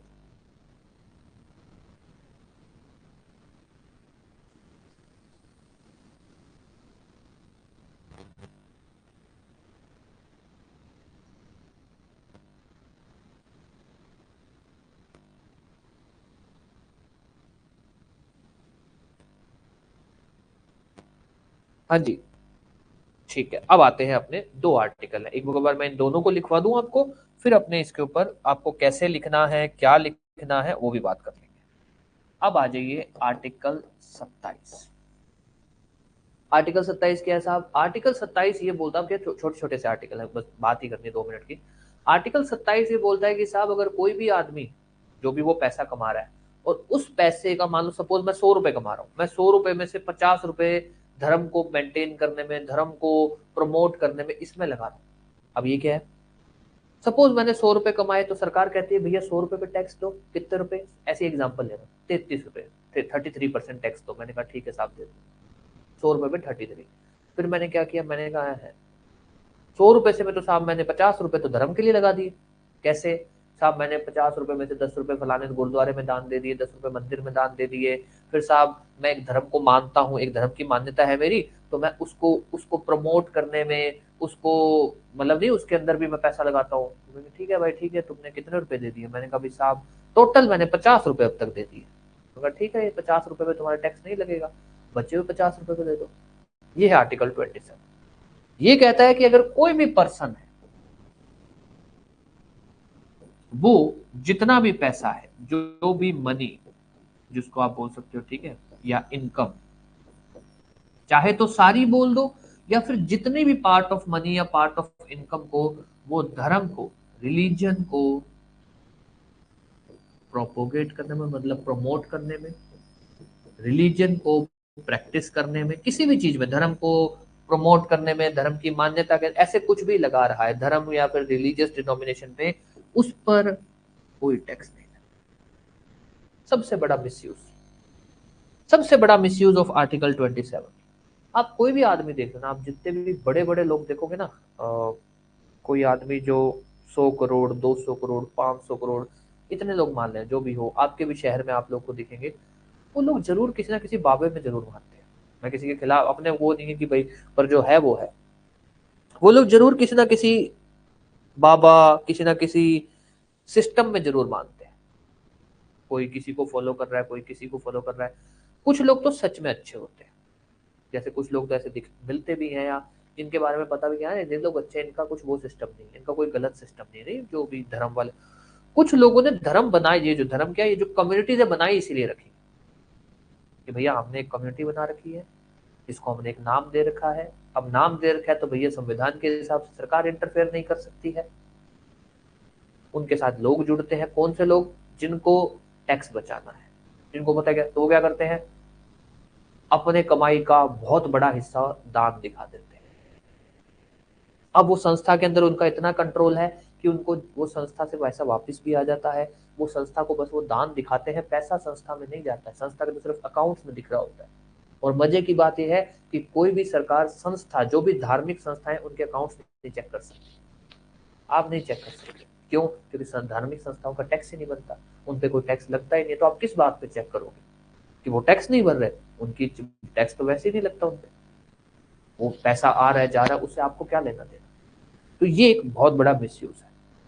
क्या है आर्टिकल 27? वो बोलता है कि कोई भी पर्सन अगर वो अपनी कमाई का कुछ कुछ भी हिस्सा, जितना भी हिस्सा, अगर वो धर्म के प्रचार में, धर्म बोल दो या रिलीजियस डिनोमिनेशन बोल दो, उसके प्रचार प्रसार में लगा रहा है, तो उस कमाई पर उस पर कभी भी कोई भी टैक्स नहीं लगेगा, उसको कोई भी टैक्स नहीं पे करना होगा। आप लोग जब मोटा पैसा कमाने लग जाओगे, हालांकि जुडिशरी में इतना पैसा है नहीं, बट अगर करप्शन करोगे तो कमा लोगे, तो जब भी आप मोटा पैसा कमाने लग जाओगे, तब आप लोग भी इस चीज का मिसयूज करना, इस चीज का ध्यान रखना। हालांकि आपका सीए आपको बता देगा कि क्या करना है, वो सबसे पहले आपको यही बोलेगा कि साहब दान दिखाओ, रसीदे कटवाओ, पकड़ो कोई ऐसे धर्म वाले लोग जो आपको ये रसीदे काट काट के दे दें, और जो भी उनका कमीशन बनता है वो ले लें। लिख लो आर्टिकल 27, आर्टिकल 27 लिख लो। आर्टिकल 27, इसमें लिखो, हेडिंग डाल दो, freedom of, freedom as to payment of taxes, freedom as to payment of taxes, इसमें लिखो, इसमें लिख लो।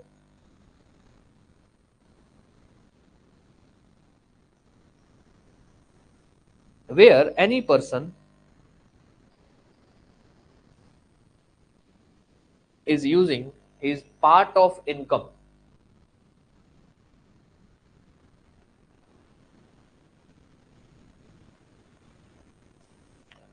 where any person is using his part of income to practice, profess, propagate, maintain, ये सब लिख दो, to practice, profess, propagate, maintain any religion or religious denomination, where any person is using his part of income to practice, profess, propagate, maintain any religion or religious denomination, he shall not be compelled,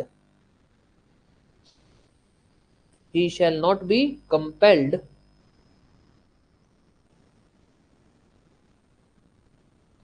to pay taxes on such income or on such amount, to pay taxes on such amount. इसमें कुछ है नहीं ऐसा, कुछ फालतू का कुछ वो नहीं। फिर उसके बाद लिखिए आर्टिकल 28, इसको थोड़ा ध्यान देना। ये क्या है, बेयर एक्ट के अंदर बड़ा फालतू में लिखा है,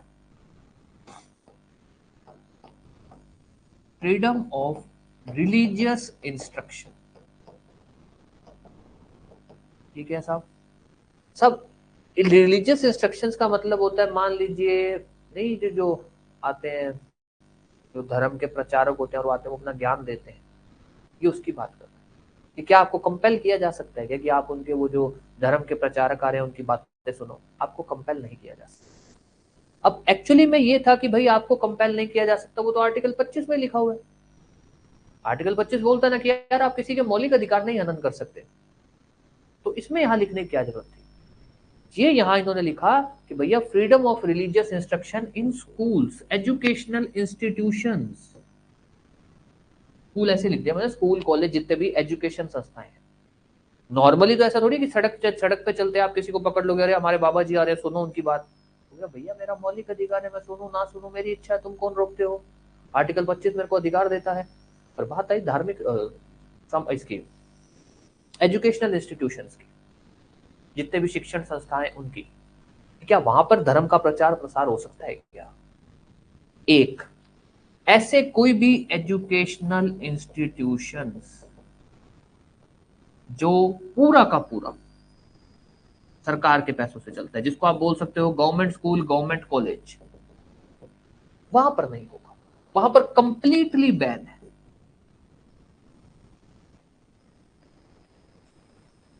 ध्यान देना, ऐसे कोई भी एजुकेशनल इंस्टीट्यूशन जो पूरा का पूरा सरकार के क्या कहते हैं, चंदे से, सरकार के चंदे के, सरकार की ग्रांट से चलता है, वहां पर किसी भी तरह का धार्मिक प्रचार प्रसार या रिलीजियस इंस्ट्रक्शंस जिसको अपने बोलते हैं नहीं होगा।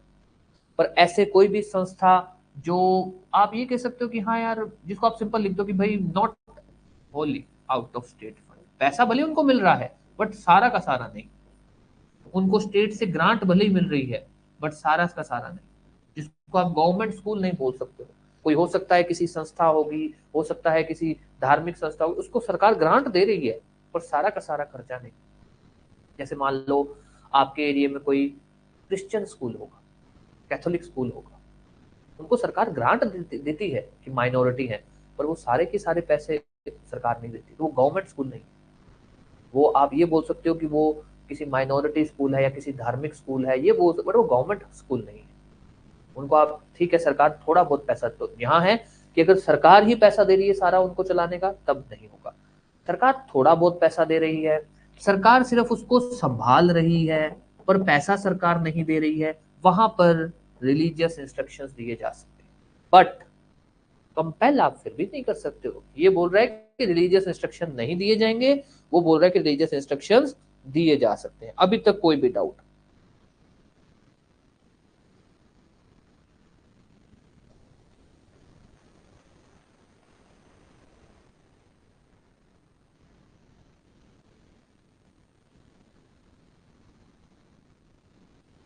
ठीक है, अब ध्यान दे देना, आर्टिकल 28 किस चीज की फ्रीडम देता है इंसान को? रिलीजियस इंस्ट्रक्शंस की। रिलीजियस इंस्ट्रक्शंस बोल सकते हो, डायरेक्शंस बोल सकते हो, जिसके अंदर दो बातें हैं। एक, दोबारा बोल रहा हूं, एक तो भैया धार्मिक प्रचार प्रसार कहां हो सकता है और कहां नहीं, और दूसरा, धार्मिक प्रचार प्रसार चलो हो सकता है, पर क्या आप किसी को बाध्य कर सकते हैं क्या, बाउंड कर सकते हैं क्या उसको कि नहीं सुनो, तो ऐसा है साहब, आर्टिकल 28 ये बोलता है कि अगर कोई भी शिक्षण संस्थाएं हैं जो पूरे के पूरे सरकार के पैसे चल रही हैं, वहां पर तो धार्मिक प्रचार प्रसार होगा ही नहीं। अगर कोई भी ऐसी शिक्षण संस्थाएं हैं जिनको ना तो पूरा पैसा बोल दो, या फिर ये बोल दो कि सरकार सिर्फ संभाल रही है पर पैसा नहीं दे रही है, पैसा कहीं और से आ रहा है, कोई फंड है, कोई संस्था है, कुछ और है, तो वहां पर धार्मिक प्रचार प्रसार हो सकता है। बट अगर दूसरा पार्ट है जो हम क्या बोलते हैं कि क्या किसी को धार्मिक प्रचार प्रसार अटेंड करने के लिए, सुनने के लिए आप माउंट कर सकते हो? नहीं कर सकते हो। कोई भी स्कूल है किसी भी तरह का, चाहे वो सरकारी स्कूल है, प्राइवेट स्कूल है, किसी माइनॉरिटी स्कूल है, कुछ भी है, वहां पर वो ये नहीं कह सकते कि आप हमारे स्कूल में पढ़ रहे हो तो हमारा धार्मिक प्रचार प्रसार भी सुनो, नहीं, बाध्य नहीं कर सकते। कंसेंट चाहिए उसकी, तभी आप कर सकते हो। ये दो बातें हैं। आर्टिकल 28 बोलता है कि प्रचार प्रसार हो सकता है कि शिक्षण संस्थाओं में। दूसरा, चलो हो सकता है, तो क्या आप बाउंड कर सकते हो क्या बच्चों को या फिर किसी को भी कि सुनो? बाउंड नहीं कर सकते। बाउंड तो किसी भी कंडीशन में नहीं कर सकते। प्रचार प्रसार फिर भी हो सकता है, किनमें? वो स्कूल जो सरकारी स्कूल कॉलेज नहीं है, वो प्राइवेट हो सकते हैं, किसी संस्था के हो सकते हैं, प्रचार प्रसार कर सकते हो, बट किसी को बाध्य नहीं कर सकते। अब इसको लिख लो, फिर अपने आर्टिकल 25 से 28 पूरी बात करेंगे। अब इसमें लिखिए article 28। Article 28, freedom to attend religious worship और religious instruction. Freedom to attend religious worship और रिलीजियस इंस्ट्रक्शन, इसमें लिखिए Article 28 of Constitution of India provides that Article 28 of Constitution of India provides that any educational institution, any educational institution which is wholly, WHOLLY पूरा का पूरा, any educational institution which is wholly maintained out of state fund, any education institution which is wholly maintained out of state fund, no religious instruction shall be provided, वहां पर धार्मिक प्रचार प्रसार नहीं होगा। ये है इसका पहला पॉइंट। दूसरा, any educational institution not maintained Holi out of state fund, या तो पूरा का पूरा स्टेट फंड से नहीं आ रहा, not maintained Holi out of state fund, और एडमिनिस्टर्ड बाय स्टेट, मतलब सरकार उसको संभाल रही है पर पैसा नहीं है, और administered by state but established under any trust, किसी संस्था या ट्रस्ट का है, not wholly maintained or established by administered by state but established under any trust, educational instruction may be provided in such institution. Religious instruction may be provided in such institution. Number 2, number 3 लिख लो।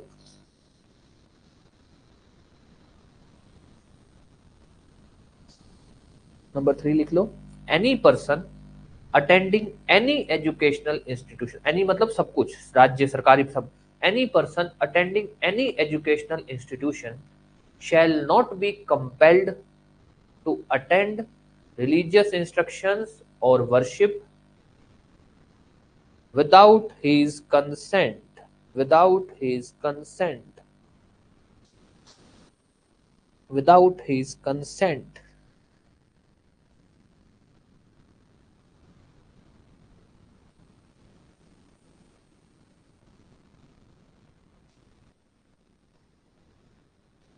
जब लिख लेना तब बताना।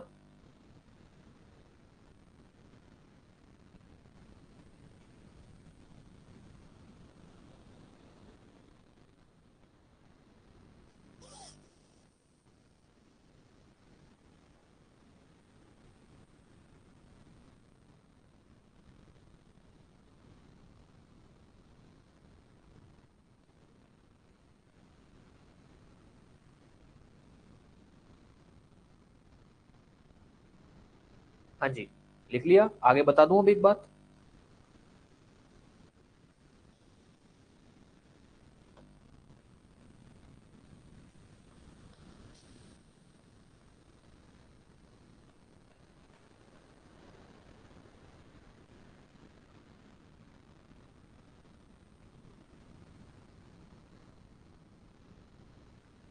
ठीक है, अब ध्यान देना। आपने जितना लिखा है ना, इसके अलावा सिर्फ आपको, हालांकि आप केस लो लिख चुके हो, एसआर बोमई और रेवस्ट एनालिसिस, सॉरी, एसआर बोमई और एसपी मित्तल वाला, एसआर बोमई का आप केस लो लिख चुके हो, और एसपी मित्तल का लिख चुका। ठीक है, आपका जो ये टॉपिक है यहाँ खत्म होता है।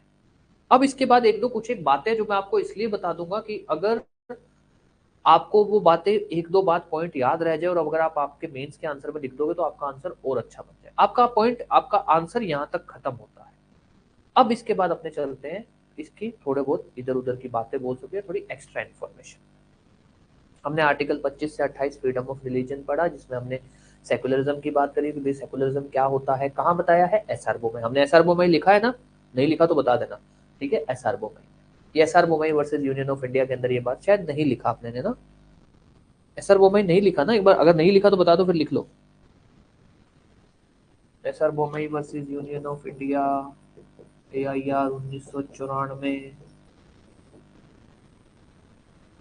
नहीं लिखा, फिर लिख लो, सॉरी हाँ, लिख लो। In S R Bommai versus Union of India, S R Bommai versus Union of India, S R Bommai बनाम भारत संघ, AIR सन 1994, AIR 1994, it was held that secularism is the basic feature of constitution of India.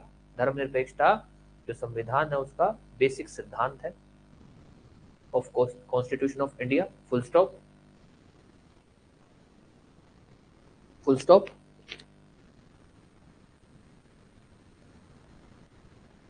ठीक है, फिर इसमें लिखो, in matter of religion, in matter of religion state shall be neutral, state shall be neutral मतलब state का कोई धर्म नहीं होगा, स्टेट कोई भेदभाव नहीं करेगा। इन matter of religion state shall be neutral, full stop.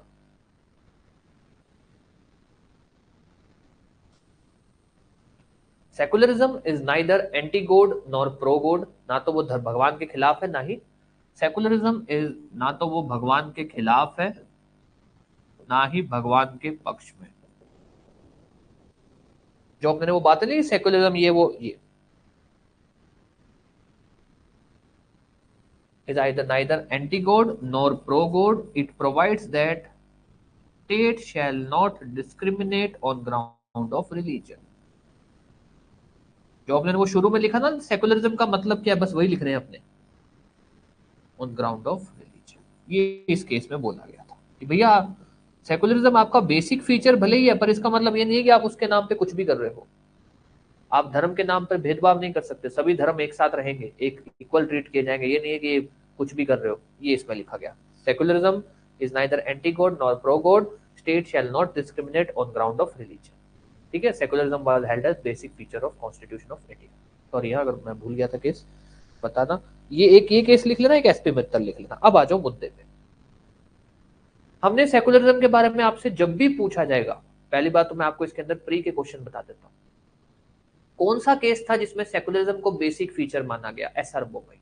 ठीक है साहब, आर्टिकल 25 को किन किन ग्राउंड्स पे रेस्ट्रिक्ट किया जा सकता है, चार ग्राउंड्स है, public order, health, morality, part 3। Article 26 को तीन ग्राउंड्स है, पब्लिक ऑर्डर, हेल्थ और मोरालिटी। आर्टिकल 27 को लेकर ये पूछा जा सकता है कि कौन सा आर्टिकल ये बोलता है कि भैया अगर आप अपना पैसा धार्मिक कामों में लगा रहे तो उस पर टैक्स नहीं लगेगा, 27। ठीक है, रिलीजियस डिनोमिनेशन, आर्टिकल 26 नहीं बोलता रिलीजियस डिनोमिनेशन के, तो उनके क्या क्या अधिकार है, संस्थाएं बनाना, कौन कौन सी, रिलीजियस, चैरिटेबल, प्रॉपर्टी खरीदना, प्रॉपर्टी संभालना। ठीक है, आर्टिकल 28 प्री में नहीं पूछा जाता, अगर पूछा जाता है तो यही भाई कौन सा आर्टिकल ये बोलता है कि भाई रिलीजियस इंस्ट्रक्शंस नहीं दिए जा सकते, आर्टिकल 28। उसके बाद मेंस का क्वेश्चन 25 में पूछा जाता है अपवाद को कब रेस्ट्रिक्ट किया जा सकता है, 26 में भी कब रेस्ट्रिक्ट किया जा सकता है, और 27 डायरेक्ट पूछा जाता है। फिर एक बोमई का केस है। मेंस में आपसे जब भी क्वेश्चन पूछा जाता है तो ये पूछा जाता है भैया सेकुलरिज्म पे शॉर्ट नोट लिखो, तो जितना आपने लिखा है उतना ही लिखना, उससे ज्यादा कोई जरूरत नहीं है, मोटा मोटी। ठीक है, और जो मैंने आपको बताया भी प्रोफेस ये सब क्या होता है तो वो हटा देना। अगर आपको पूरा लिखना है ना 25 से 28 तो उतना हिस्सा हटा देना, सिर्फ 25 लिखना हो तब वो लिखना।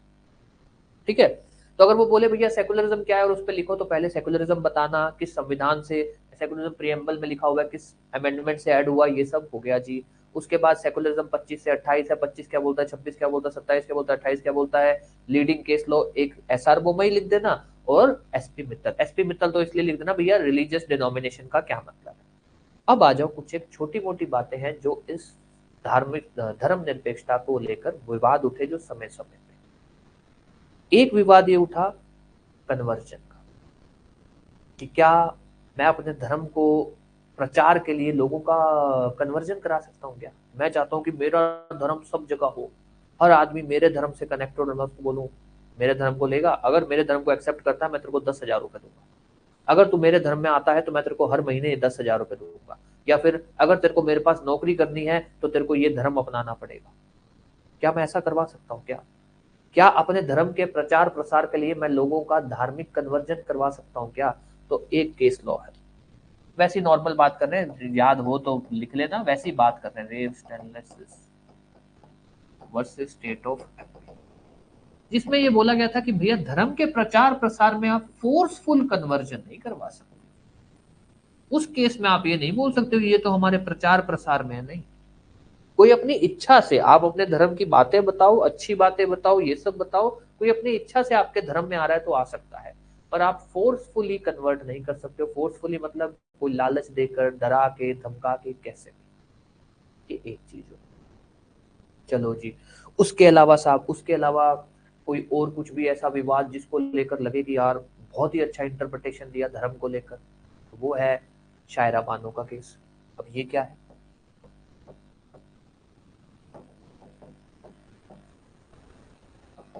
कुछ बता सकता है कोई कि शायरा बानो का केस किस चीज का है? एनीबडी? एनीबडी, कोई भी जो शायरा बानो के केस के बारे में बता सकता है? और यह एक minute,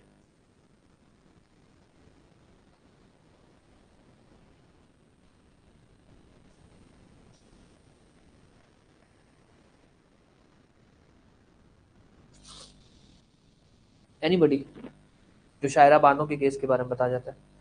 famously called as triple तलाक, फेमसली कॉल्ड एज ट्रिपल तलाक। अब ये क्या हुआ था? रेव स्टैंडलिसिस में तो मुद्दा खत्म हो गया। हाँ बिल्कुल जी, ट्रिपल तलाक का ही केस था ना, तो ट्रिपल तलाक को लेकर इसमें मुद्दा उठा था, भी ट्रिपल तलाक को अनकॉन्स्टिट्यूशनल करार दिया गया था। ठीक है, अब बात क्या हुई, वहां पर यह विवाद उठा कि साहब ट्रिपल तलाक तो हमारे धर्म का पार्ट है ना? ट्रिपल तलाक तो हमारे धर्म का पार्ट है, अपने मुस्लिम लॉ पढ़ेंगे, राजस्थान जुडिशरी में मुस्लिम लॉ है तो हम उसमें पढ़ेंगे, तब आप लोग देखो कि हाँ यार मुस्लिम, क्योंकि मुस्लिम लॉ जो है वो उनके कुरान, जो भी उन सब चीजों पे बेस्ड है, तो हम पढ़ेंगे कि हाँ ट्रिपल तलाक एक चीज होती है, वो ट्रिपल तलाक के अंदर क्या होता है कि 3 बार तलाक बोला ये।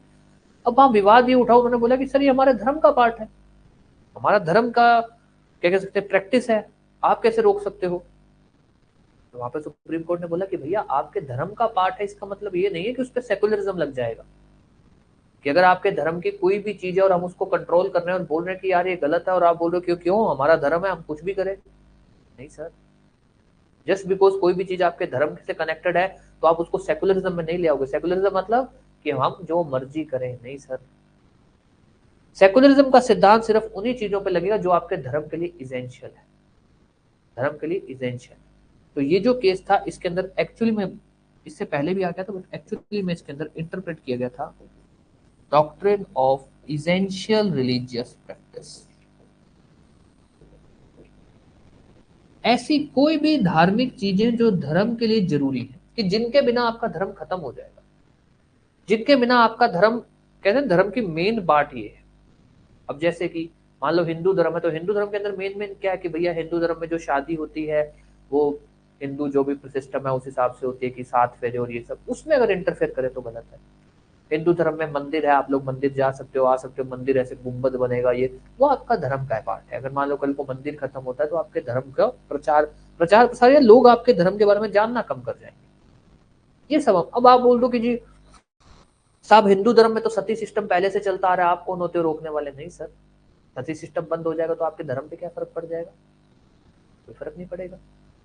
हिंदू धर्म में तो जी दहेज लेने का प्रचार प्रसार तो पहले से ही चलता आ रहा है, राजा महाराजा जो होते थे और जो भी होता था वो कुछ ना कुछ अपने हिसाब से दान दिया करता था, दहेज के नाम पे दान दिया करता था।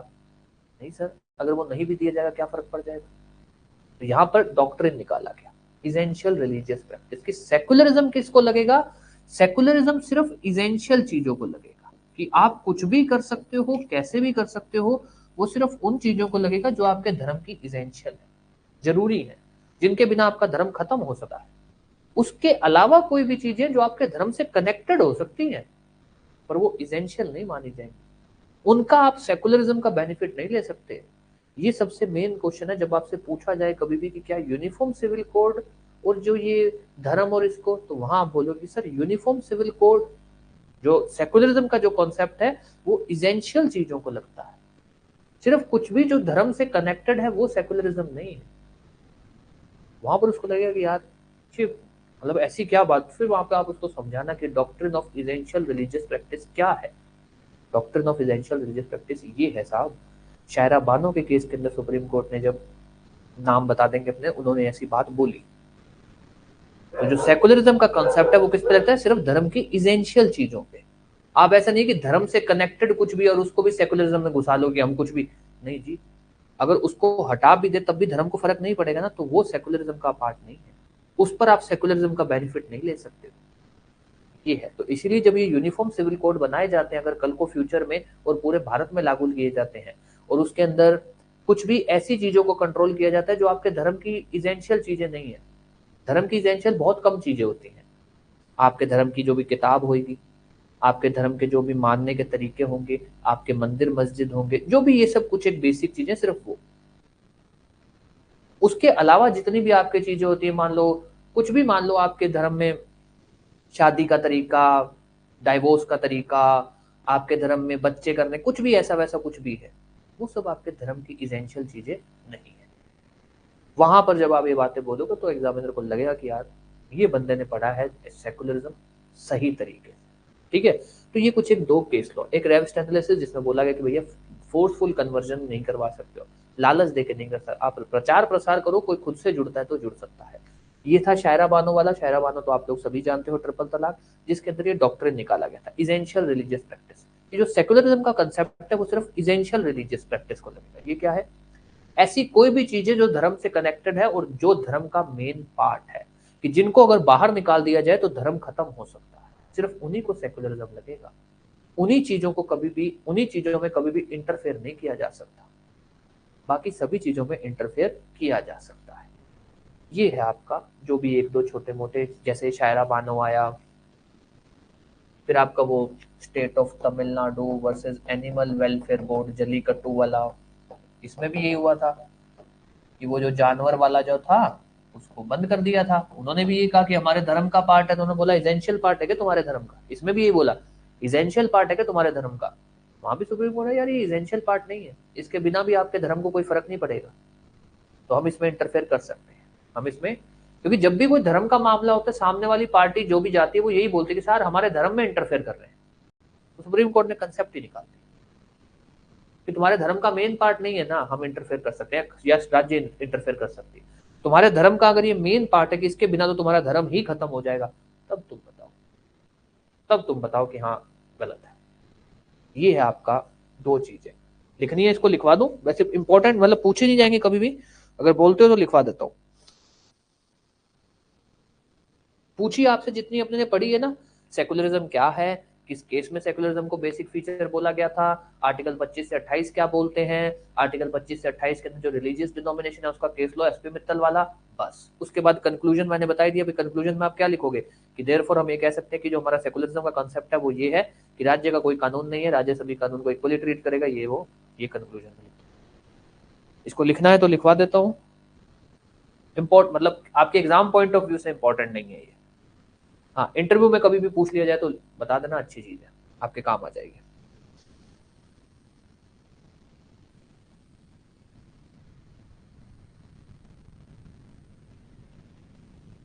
हाँ बस ठीक है फिर, ठीक है। ये आपसे अगर कभी भी इंटरव्यू में पूछा जा सकता है, जैसे मेरे टाइम तो क्वेश्चन नहीं थे, उससे पहले बार जो नहीं, उससे पहले नहीं, उससे भी पहले समवेयर अराउंड 2018-19 का जो बैच था ना, उनसे इंटरव्यूज में क्वेश्चन पूछे गए थे यूनिफॉर्म सिविल कोड के ऊपर, कि क्या यूनिफॉर्म सिविल कोड सेकुलरिज्म के खिलाफ जाता है कि नहीं जाता। तो वहां पर ये बात काम की है कि भैया सेकुलरिज्म का मतलब ये नहीं है कि कुछ भी जो आपके धर्म से कनेक्टेड और आप बोल दो कि ये तो हमारा सेकुलरिज्म हमारा धर्म है, नहीं सर, सब कुछ नहीं सेकुलरिज्म है। ठीक है, चलिए, तो अब आपने सेकुलरिज्म, ये जो आपका ये आर्टिकल 25 से 28 है लिख लिया है, इसको पढ़ना, याद करना, और इतना ही। मैंने आपको चीजें इसलिए लिखवा रहा हूं क्या कि आपको इतना ही पढ़ना है, इससे बाहर नहीं पढ़ना, कोई क्वेश्चन इससे बाहर नहीं आएगा, इतना पढ़ लिया बस बहुत है। इसी को पढ़ो, इसी को याद करो, इसी को टिप्स पे ले आओ, ठीक है। बेरेक्ट की लैंग्वेज अगर आपको मोटा मोटी याद हो जाए तो ठीक है, वरना जो आप लिख रहे हो अगर इसको भी याद कर लोगे तब भी बहुत है, मोर देन इनफ है, ठीक है। कुछ भी पूछना है तो पूछ सकते हो। सेल्स ऑफ गुड्स सेट की क्लास आपकी 15 मिनट बाद अपने, नहीं 15 मिनट तो नहीं, हाँ 15-20 मिनट बाद अपने चालू कर देंगे सेल्स ऑफ गुड्स सेट की क्लास, ठीक है। समझ आ रहा है, नहीं समझ आ रहा तो भी बता देना। थोड़ा आज का जो टॉपिक था वो ऐसा था कि पढ़ाने के लिए इधर उधर बार बार भटकना पड़ रहा था, इसको लाइन वाइज नहीं पढ़ा सकते थे, तो ये था थोड़ा सा। एक बार थोड़ा बता दो, किसी को कोई भी डाउट हो, कुछ भी हो, पूछना हो तो पूछ लो। और जितना भी आपको क्लास में लिखवाया जाए उसको प्रॉपर अच्छे से लिखना और उसके नोट्स बना के उन्हीं को याद करना, उससे बाहर कुछ नहीं आएगा, इस चीज की अपने आप को गारंटी दे दें, क्योंकि अपने जितना पढ़ रहे हैं इवन राजस्थान के हिसाब से थोड़ा ज्यादा ही पढ़ रहे हैं, ठीक है। अब रह गया आपका sales of goods act, 15-20 minute में आपकी सेल्स ऑफ गुड्स एक्ट की क्लास चालू होगी। लास्ट क्लास अपने ने कंडीशन वारंटी की खत्म की थी, सेक्शन 11, 12, 13 ना, चलो उसके बाद देख लेते हैं क्या है ठीक है। चलिए ठीक है फिर, थैंक यू।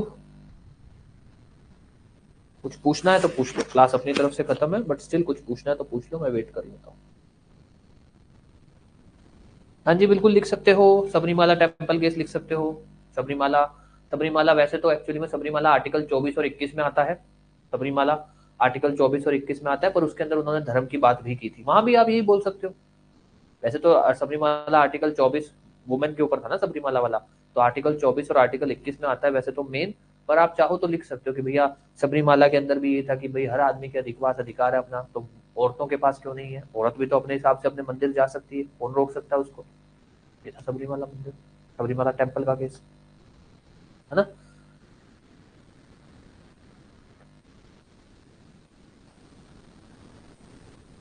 ठीक है, 15 मिनट, 15-20 मिनट बाद अपने क्लास चालू कर देंगे। सोशल रिफॉर्म मैंडेट, देखो ये कुछ एक चीजें हैं, आप लिख सकते हो, ऐसी कोई बात नहीं है, अपने आंसर को थोड़ा अच्छा बनाने के लिए, पर शब्द थोड़े उस हिसाब से यूज करना जो संविधान में लिखे गए हो, है ना।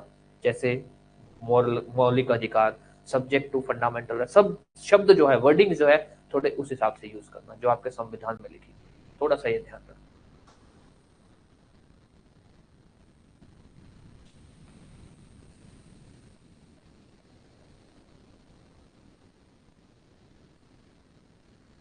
चलिए ठीक है,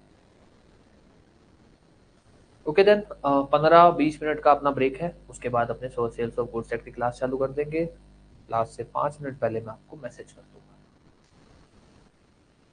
ठीक है। Thank you.